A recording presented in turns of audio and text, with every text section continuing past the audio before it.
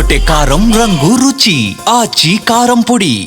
దిత్వా తుఫాను ప్రభావం నెల్లూరు బాపట్ల జిల్లా పత్తులోకి నెట్టేసింది. గత కొన్ని రోజులుగా కురుస్తున్న కుండపోత వానతో రెండు జిల్లాలు జల దిగ్బంధంలో చిక్కుకున్నాయి.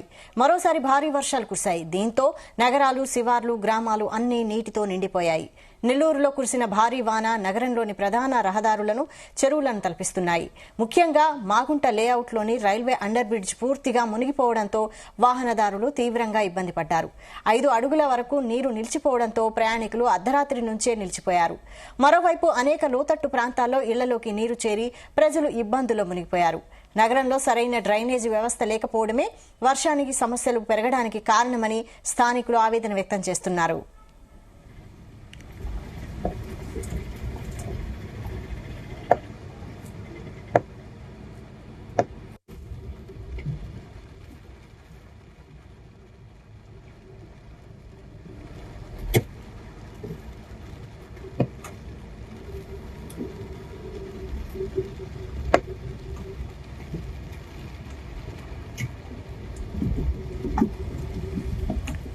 జిల్లాలో మొత్తం పరిస్థితిని సమీక్షించిన కలెక్టర్ హిమాంశు శుక్లా తీర ప్రాంతంలో అదనపు జాగ్రత్తలు తీసుకోవాలని ఆదేశించారు.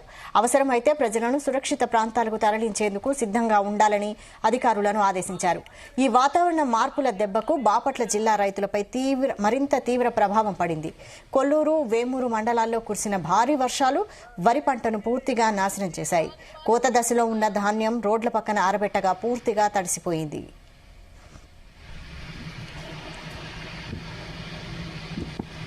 पानी पानी है सेठ जी।